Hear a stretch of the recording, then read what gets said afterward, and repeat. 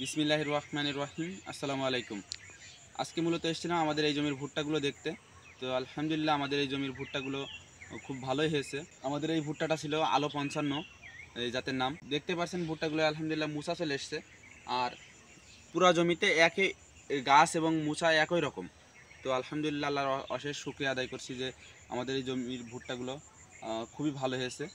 তো আর যেই জিনিসটা শেয়ার করার উদ্দেশ্য হচ্ছে ভিডিও করা।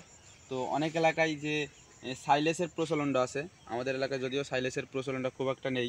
তো যেই ভুট্টাটা এখন যেই পর্যায়ে আছে, এটা মূলত এই যে মুসাই দানা চলে এসছে, আর এইটা এখন সাইলেস তৈরির একদম উপযুক্ত সময়।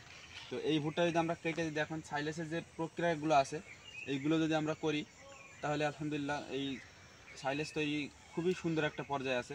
আমি যদি আপনাদের দেখাই, আমাদের পুরো জমিটাই একই রকম মুসা এবং ভুট্টা।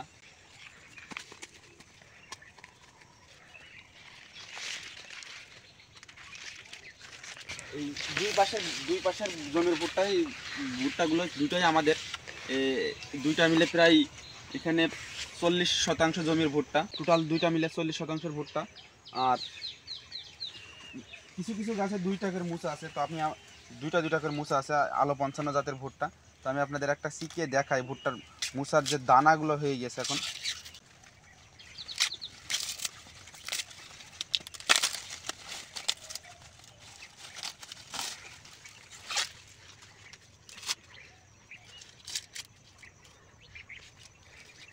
তো দেখতে পাচ্ছেন যে ভুট্টার এই যে মুসায় যে দানাটা, পরিপক্ক দানা এখন শুরু হয়ে গেছে। তো এটা যদি সংগ্রহ করা হয় এবং সাইলেসে যে প্রক্রিয়াগুলো করা হয়, তো সব থেকে উত্তম সময় এখন।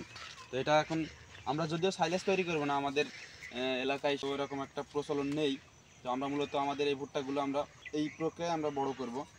আর আমরা মূলত ভুট্টাই নেব এখান থেকে। আমাদের সাইলেস না, আমরা মূলত ভুট্টাটা তৈরি করব। সাইলেস দিয়ে যদিও দানাদার খাদ্যের অভাব মেটানো যায়, তো এটা মূলত শহর কেন্দ্রিক যেসব খামারগুলো আছে তাদের ক্ষেত্রে সাইলেসটাই বেস্ট। কারণ শহর কেন্দ্রিক যেই খামারগুলো আছে ওখানে দানাদার খাদ্য বা কাঁচা ঘাসের বিকল্প হিসেবে এই সাইলেস খাওয়ানো হয়। ভুট্টার সাইলেসটা মূলত দানাদার এবং কাঁচা ঘাসের দুইটারই ঘাটতি পূরণ করে। তো আমরা মূলত আমাদের খামারে, আপনারা যারা নিয়মিত ভিডিও দেখেন তারা জানেন যে আমরা মূলত আমাদের খামারে গরুগুলাকে আমরা বিচেলি এবং কাঁচা ঘাস খাইয়ে থাকি। বিচেলিটা আমাদের গরুর মেন খাবার।